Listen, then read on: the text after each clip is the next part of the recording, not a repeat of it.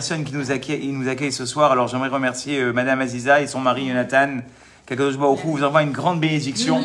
Yoni. Ah, je croyais que c'était pareil. C'est toujours Yoni, on dit que toujours c'est le diminutif de Jonathan. Mais vraiment, qu'Akadosh Baruch Hu vous envoie une grande bénédiction. On dit que ce qui amène la plus grande bracha à une personne, c'est l'étude de la Torah. Mais Talmud Torah keneget kulam. Si tu veux être payé dans ce monde-là, tu étudies la Torah, tu écoutes la Torah, tu parles de Torah. Aujourd'hui, ce soir, vous déversiez une grande bénédiction dans votre maison. Et également avoir une grande pensée à la famille Laboz. Qu'Akadosh Baruch Hu fasse que le mérite intégral de ce cours, et vous allez tous répondre Amen, et ça aussi c'est une grande bénédiction, soit pour la réfoua Shelema de David, Yamin, Ben, Julia, Raquel. Qu'Akadosh Baruch Hu lui fasse oublier tout ce qu'il a passé et qu'il ait une santé extraordinaire. Amen. Et qu'Akadosh Baruch Hu dirige la main des docteurs comme elle doit les diriger, Bezrat Hashem. Voilà. Et on sera là si je veux pour fêter après sa guérison. Bezrat Hashem, bien aider, on s'engage à ça, bien aider. Eh ben voilà. On dit toujours que les enfants, ils sont connectés en direct avec en haut. Donc s'il a souri, c'est que tout va bien se passer. Bezrat Hashem. Il n'y a pas de raison. Alors ce soir, Madame Aziza, elle m'a demandé de parler de la Emunah Hashem, de la croyance à Hashem. Et ce soir, j'aimerais faire un travail avec vous parce que vous savez, il y a deux choses. Il y a la Emunah et il y a encore le Bitachon. Et moi, je vous dis honnêtement, jusqu'à il n'y a pas longtemps, jusqu'à que j'ai commencé à me pencher sur ce sujet-là, j'étais persuadé que quand on disait Emunah ou quand on disait Bitachon, c'était la même chose. Alors qu'en fait, c'est deux mondes à part. Mais avant de faire la différence entre les deux, on va essayer d'expliquer quelle est l'importance de la croyance en Dieu. Pourquoi c'est tellement important, plus que tout. Vous savez, on dit que toute la Torah et toutes les mitzvot, le seul objectif, à la fin, c'est qu'on croit en Dieu. D'ailleurs, les rabbinim, à l'époque, ils avaient essayé de concentrer la croyance en Hachem en des principes très précis. Et à la fin, on voit que tout s'est concentré sur une seule chose, la croyance en Hachem. Alors qu'on va essayer d'expliquer ce soir pourquoi c'est tellement important. Pourquoi c'est tellement important que chacun il ait cette croyance d'Hachem ancrée en lui. Alors on a le Hallel qu'on va lire bientôt, Bezrat Hashem à Pessah, qui nous parle de la croyance en Hachem et qui nous parle de trois catégories de personnes. La première catégorie, c'est Israël. Le Hallel nous dit Israël, Betar Bachem, Ezra Mumaginamu. Le peuple juif croit en Dieu et c'est son bouclier et son aide. Et puis le Hallel de réenchérir, Bet Aaron, la maison de Aaron, eux aussi croient en Dieu et c'est leur bouclier et leur aide. Et le Hallel ne se termine pas, il continue et il dit Iré Hachem.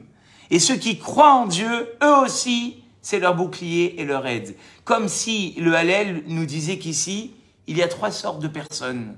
Et en plus, dans le terme dans lequel c'est exprimé, c'est quoi le Hallel ? Le Hallel, c'est la bénédiction qu'on fait quand Rosh Chodesh arrive. Vous savez que quand il y a la Néoménie, chaque mois, le Rosh Chodesh arrive, on fait un Hallel, une bénédiction supplémentaire qu'on rajoute d'ailleurs à Pessah, à Sukkot et à Shavuot pendant les trois fêtes, et même durant Hanouka. Hanouka aussi, on fait le Hallel, c'est le grand remerciement à Dieu. Et d'ailleurs, David Ameller, on va le prouver à travers les textes, dans ses psaumes, il termine les psaumes par le Hallel aussi. C'est toujours l'apothéose de la louange, c'est le Hallel. Et là-bas, on voit justement que ces trois catégories de personnes, elles croient tous en Dieu, et c'est ce qui est ramené dans le Hallel. Et la deuxième question qu'on peut se poser, pourquoi est-ce que quand on parle du peuple juif, on dit « Betar Bachem », ils croient en Dieu. Et quand on parle de la maison d'Aaron et de ceux qui craignent Dieu, là on dit « Bitrou Bachem », ils ont cru en Hachem. Donc il y a ces deux questions à essayer d'élaborer. Alors où est-ce que dans la Torah, on nous parle de la croyance de Dieu? Si on voit dans la Havdalah, c'est écrit justement « Inéel Yeshuavti Eftach ». Je crois en Dieu, Velo Efrad. Je n'ai pas de crainte. Ki oziv ezimratia, sa gloire et sa force, Vayehi l'Ilishua, c'est eux qui m'ont emmené la délivrance. Donc on voit encore une fois, Isaïe, lui-même témoigne et dit, si je n'avais pas eu la gloire et la force de Dieu, j'aurais pas pu tenir. De même dans la Tfila, qu'est-ce qui est écrit? Baruch ha-gever asher iftar b'Hashem. Qui est béni? Celui qui croit en Hachem. Veiftechu becha yodeh shemecha. C'est écrit que ceux qui croient en Dieu, ils seront bénis. La Tfila continue et elle dit Kilo azavta dorsecha Hachem. Dieu n'a jamais laissé ceux qui croient en Hachem. Et enfin, David terminera en disant Ve'ani bechazdecha batarti. C'est en ton chesed, ta bonté que j'ai cru, et mon cœur se réjouit de ta délivrance. Et Yirmiyahu, lui, bien au contraire, il a été très sévère et il a dit quoi, Amar Hachem? Hachem s'est adressé au peuple juif et lui a dit Arour agever asher iftar be'adam. Quand une personne, elle met sa confiance en les hommes, elle n'est pas bénie. Veshtam basar zéro, celui qui prend appui sur un être de chair, qui dit moi ma confiance, je la mets en plusieurs personnes, ou min Hachem yasur libo. C'est sûr qu'il se détourne de Dieu. Voilà à peu près un petit peu les... Et si j'aimerais rajouter sur le Rav, puisque le cours que je tire ce soir, c'est du Rav Yosef Ben Porat, regardez que dans le Birkat Amazon, on dit que c'est le Birkat Amazon, c'est la louange qu'on fait après avoir mangé, c'est celle qui amène la plus grande bracha dans la Parnassa. Et qu'est-ce qu'on dit dans le Birkat Amazon? On dit à Dieu, mon Dieu, je t'en supplie, Ve'alna tatzricheni l'idée matnot basavadam, que aucun homme ne me fasse de cadeau, que j'ai aucun emprunt à faire, que la seule personne à qui j'ai à me remettre dans ma parnassa, miyadecha arevacha ve'apetucha, que ce soit uniquement Dieu qui me donne cette parnassa-là. Et dans la Hamida aussi, dans la Hamida, qu'est-ce qu'on dit? On demande à Dieu, ou léolam le nevosh, fasse Hachem que je n'ai pas à avoir honte parce que j'ai eu confiance en toi. Et d'après moi, c'est un petit peu la condition sine qua non. Quelqu'un qui s'en remet, et on va le développer ce soir de quelle manière, il s'en remet à Dieu, il ne peut pas avoir dans sa vie de déception.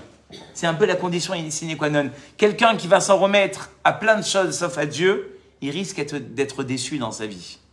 Alors que celui qui s'en remet à Dieu, dans la Hamida, c'est écrit, si tu t'en es remis à Dieu, il n'y a pas de raison que tu sois déçu. Et le Chovot Alevavot, Rabbeinu Bechaye, qui a vécu entre 1050 et 1120, il a dit que quelqu'un qui met son appui et sa croyance sur les personnes, il est pire que ceux qui font de l'idolâtrie. C'est terrible. Parce qu'il dit Rabbeinu Bechaye, celui qui fait l'idolâtrie, en qui il croit? En une seule force, contre Dieu. Donc sa gravité, elle est ce qu'elle est, mais il y a une seule croyance. Mais ceux qui, et d'ailleurs je les respecte, ceux que je vais citer maintenant, je les respecte énormément et leur travail est remarquable. Mais celui qui croit en son docteur, en son expert comptable, en son psy, en son coach, c'est incroyable, je suis sorti de docteur, tu sais pas ce qu'il m'a dit de docteur, je sais pas comment je vais faire. Et mon coach il m'a dit que j'étais pas capable, et mon psy m'a dit qu'il faut que je suive 2 ans de psychanalyse, je sais pas comment je vais faire. Il dit Rabbeinu Bechaye, cette personne-là, elle est pire qu'un idolâtre. Parce que l'idolâtre, il a une croyance. Celui-là, à chaque fois qu'il voit un spécialiste, qui encore une fois, j'estime énormément, parce qu'ils font un travail remarquable, mais de croire que ta délivrance, elle est dépendante de ton médecin, uniquement de ton médecin, uniquement de ton comptable, uniquement de ton psychanalyste, de ton coach, c'est finalement remettre en compte, Chas Shalom, la capacité et la délivrance d'Hachem qui, eux, sont sans limite. Donc on respecte énormément tout le corps médical, le corps financier et tout ça. Mais comment est-ce que toi, tu places tes repères dans ta vie? Est-ce que finalement c'est que par rapport à ces spécialistes? Ou alors, il y a quand même une confiance en Hachem?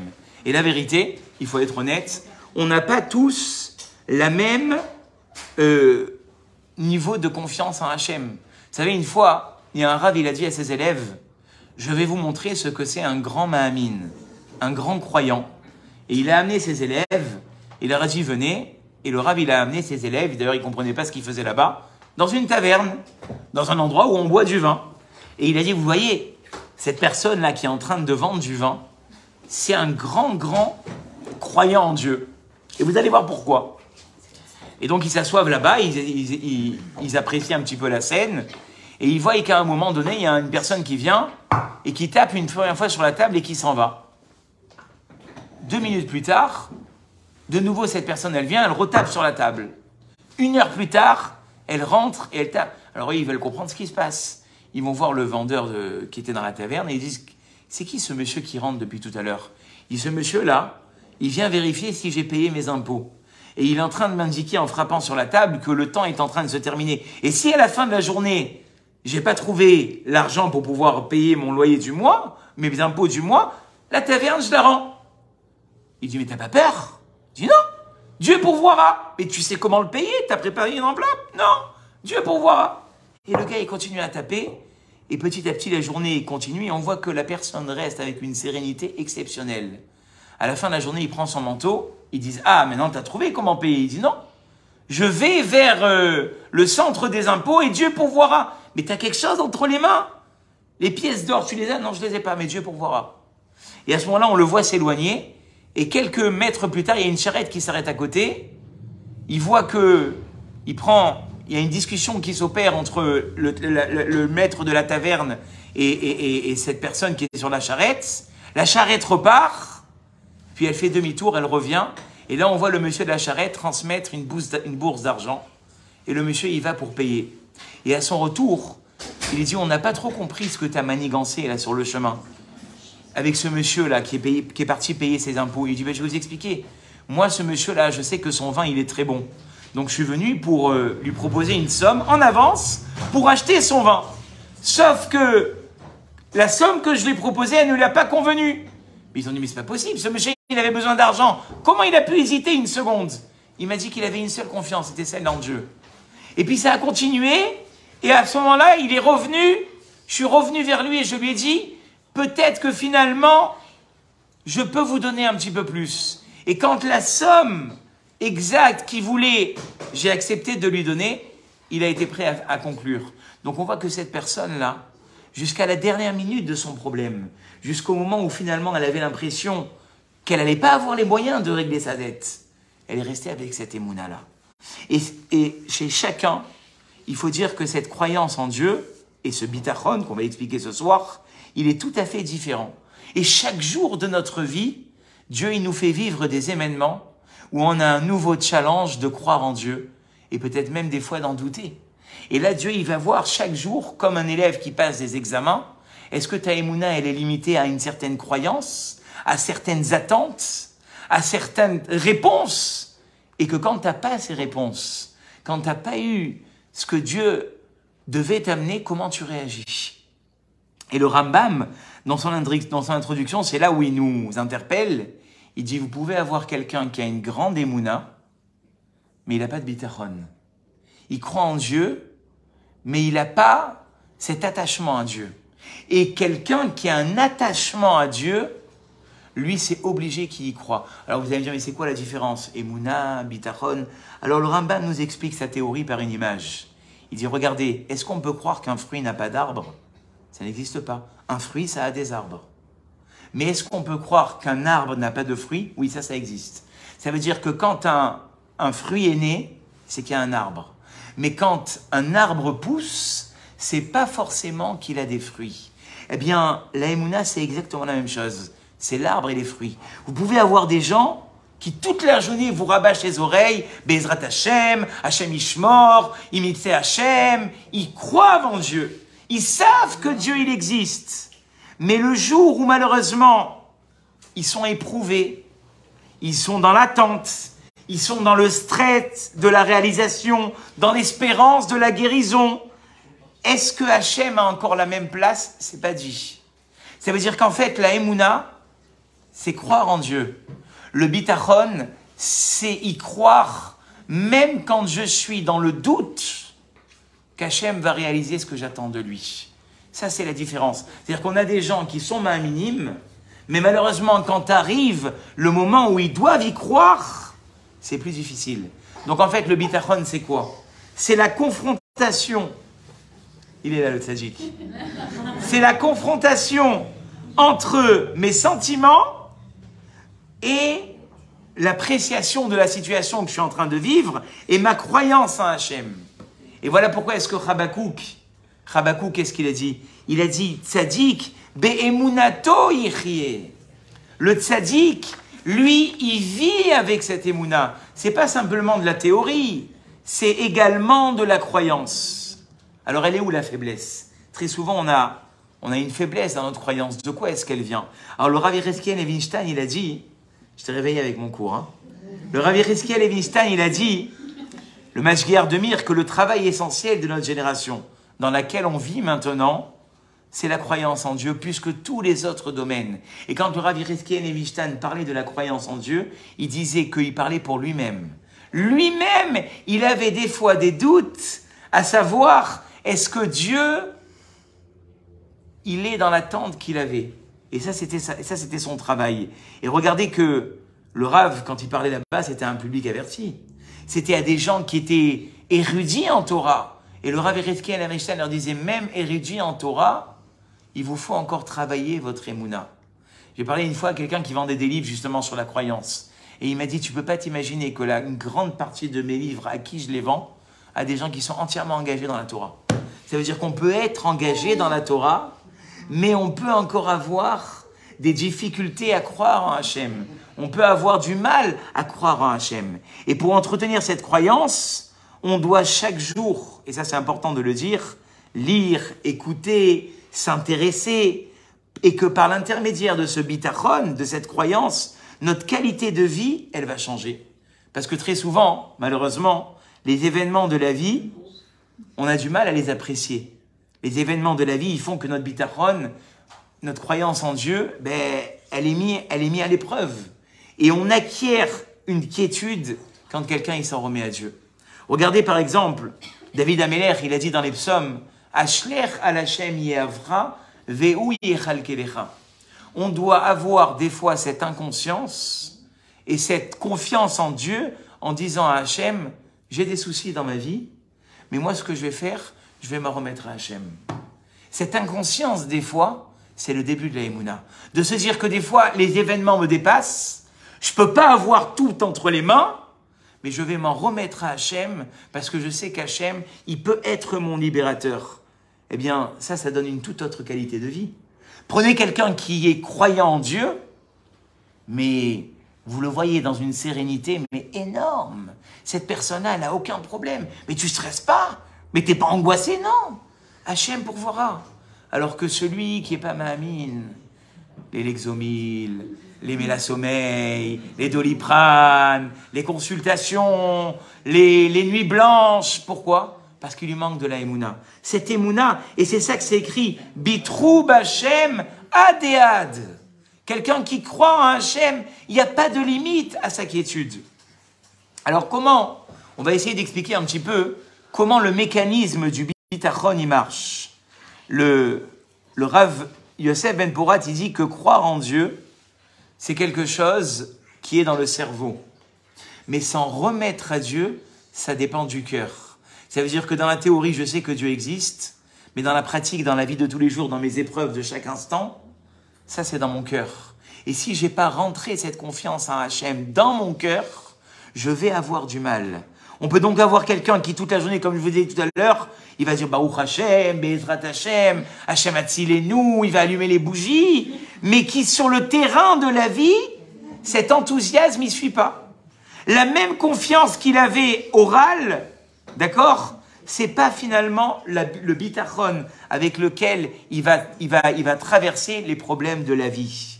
Et c'est pour ça qu'on dit dans la prière du Alenu les Shabéach, c'est la prière qui clôture la prière du matin, Veyadata ayom, va'ashevota elevavecha. Savoir la yedia que Dieu existe, ça tu peux le faire dès aujourd'hui. Tu prends un livre, on te le prouve à l'intermédiaire d'un cours, il n'y a aucun problème. Mais par contre, va'ashevota, quand il s'agit finalement de vivre avec cette émouna dans les problèmes de tous les jours, là, va'ashevota elevavecha, il va falloir que tu travailles ton cœur. Et la connaissance, ça c'est facile à l'avoir.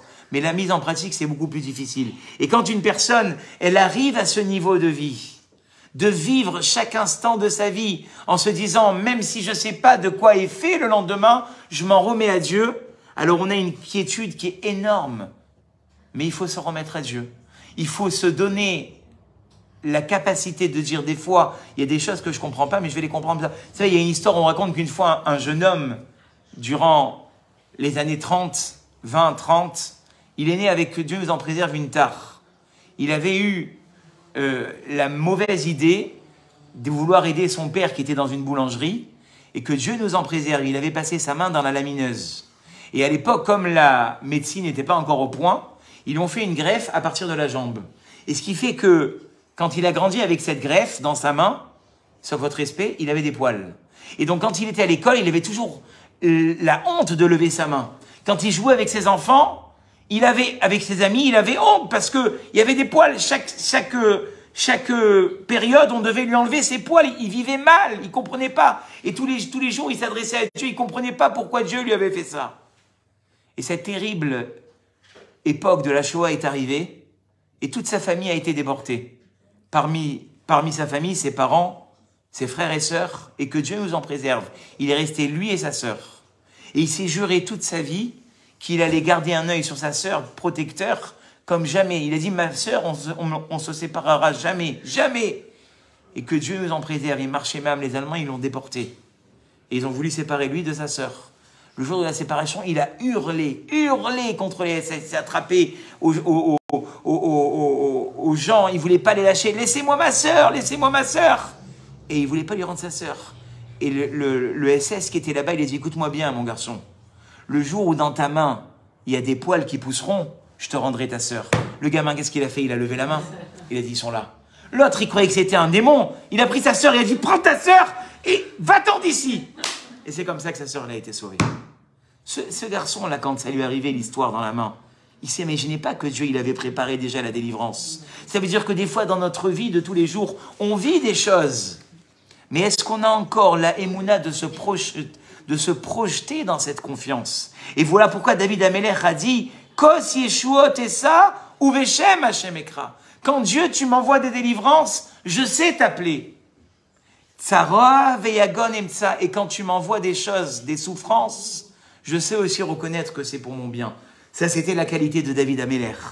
Et cette qualité de confiance en Hachem, c'est prendre finalement cette confiance depuis que je suis tout petit ou depuis que j'ai fait tchouva et la mettre en pratique à chaque instant de ma vie. Sinon, je ressemble à un étudiant qui a beaucoup de connaissances. Hein, on est dans la période du bac, là, à quelques jours du bac. Le gamin, il bosse comme un malade.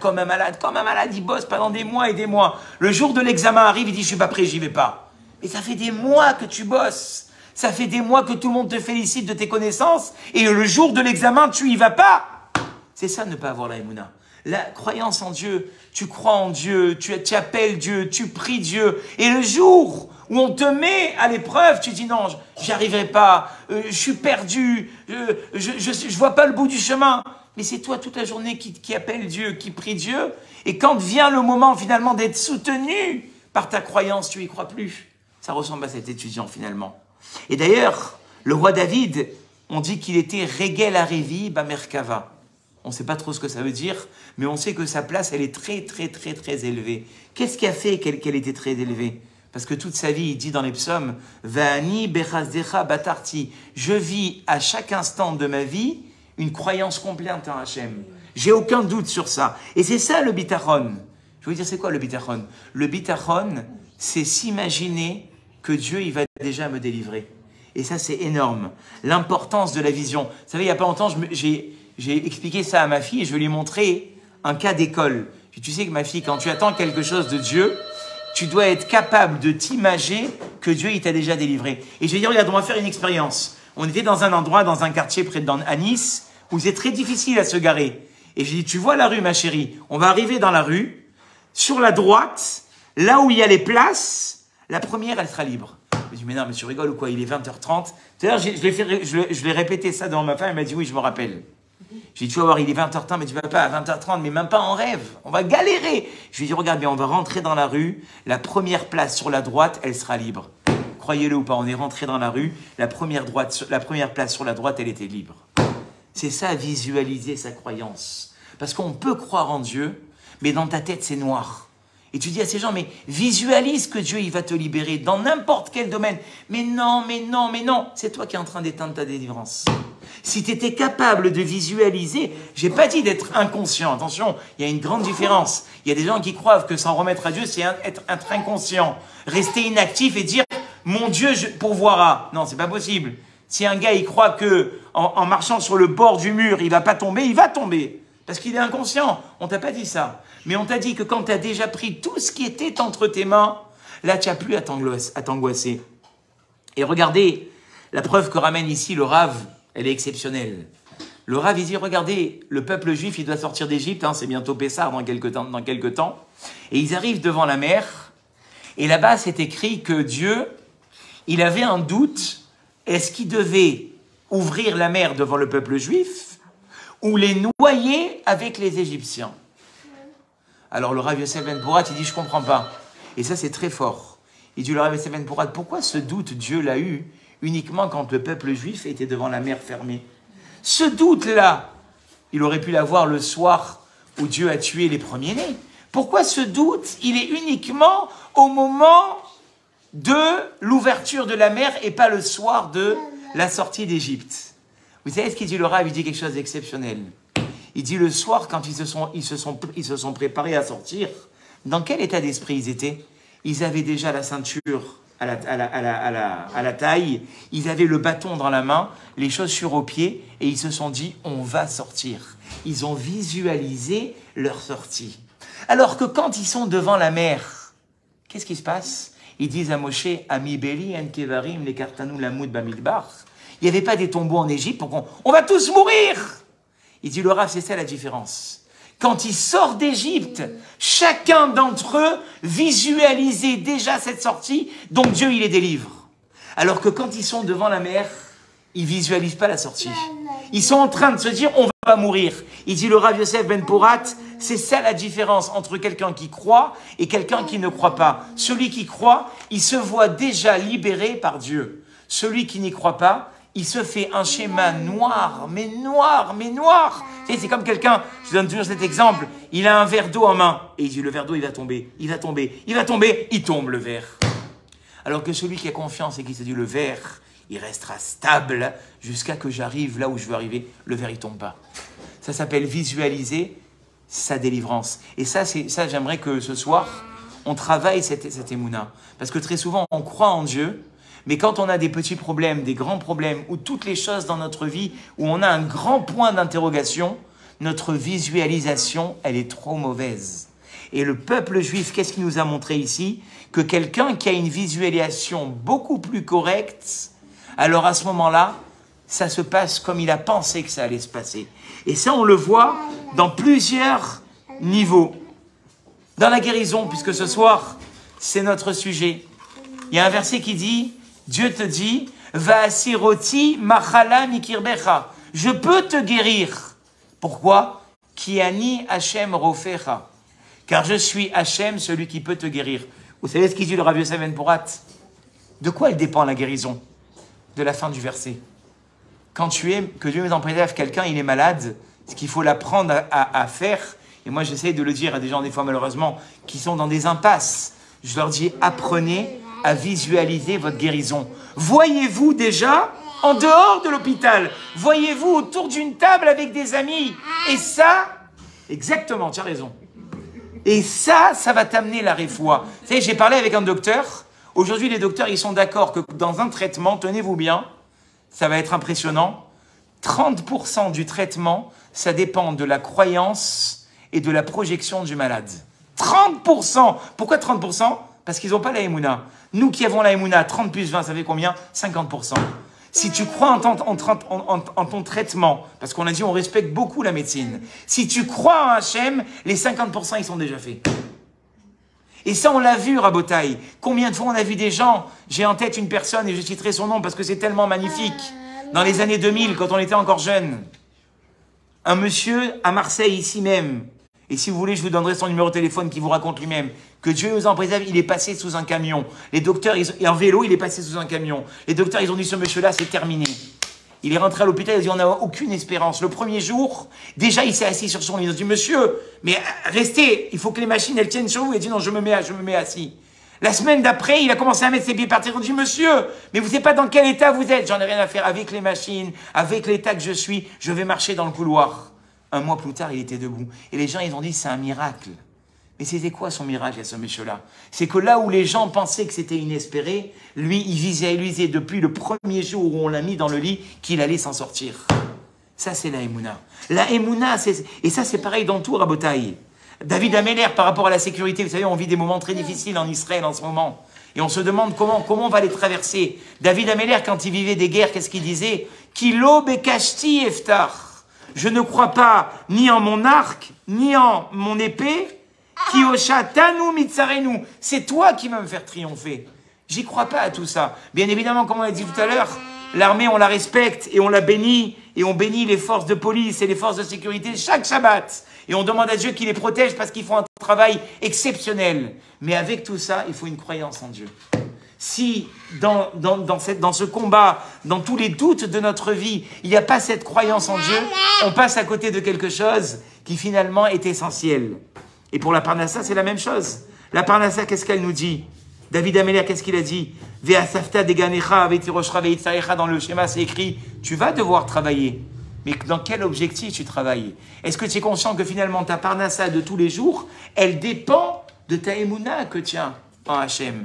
Eh bien, si ta Parnassa, ta subsistance, ton travail, tu comprends que la seule manière de réussir, c'est par Akadosh Baruch Hu, alors à ce moment-là, bien évidemment que tu manqueras rien, même au niveau de ta Parnassa. Comment c'est écrit dans le Mizmor les David, qu'on fait le Shabbat, qu'on chante au moment de la Seuda Shishit, Hachem Roi Lo Ersar.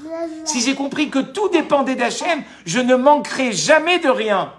Parce que je comprends que ma délivrance, elle dépend d'Hachem. Et comme a dit le Rav Tzadok HaKohen, le début de la Emouna, le début de la croyance, c'est quoi? C'est croire en soi. Parce que très souvent, qu'est-ce qu'on se dit? On attend des choses de Dieu, mais on se dit, mais je ne suis pas au niveau. Dieu, il répond au grand rabbin. Dieu, il ne répond pas qu'au grand rabbin à Botaï.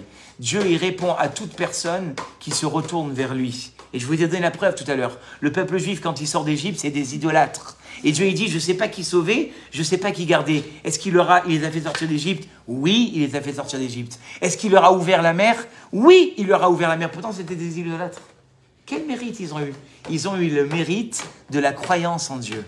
Cette croyance de dire, on va sortir d'Égypte. Cette croyance de dire, la mer va s'ouvrir, alors à ce moment-là, je viens vers toi. C'est ça la Emouna. La Emouna, c'est pas simplement croire en Dieu et dire que Dieu existe et qu'on allume des bougies pour ça et tout ça. La Emouna, c'est se projeter qu'à chaque instant de ma vie et à chaque doute que j'ai dans ma vie, Dieu est à mes côtés, Dieu me délivrera. Et c'est ça qu'on dit dans le verset, Ve'atem adevekim Bachem, Chaim Kulechem Ayom. Si vous êtes en proximité avec Hachem, vous sortirez tous vivants. Il n'y aura aucun problème. Mais seulement, on doit se demander, et c'est ça le message de ce soir, quelle émouna j'ai en Hachem? Et c'est quoi la émouna? On l'a dit ce soir. C'est pas simplement croire qu'il y a Dieu, c'est être persuadé que dans ma vie, je me projette déjà dans la délivrance. Et ce soir, ce qu'on va faire, c'est qu'on va se projeter dans la délivrance de ce magnifique petit bébé, et qu'Akadosh Baruch Hu, il fasse que tout se passe bien. Et si chacun d'entre nous ce soir se projette dans cette émouna, vous verrez qu'on reviendra ici, Bédrat Hashem, pour fêter sa guérison. Ouais, c'est ce qu'on se souhaite, Bédrat Hashem. Ouais, je vous retiens pas plus, Bédrat Hashem, et j'espère que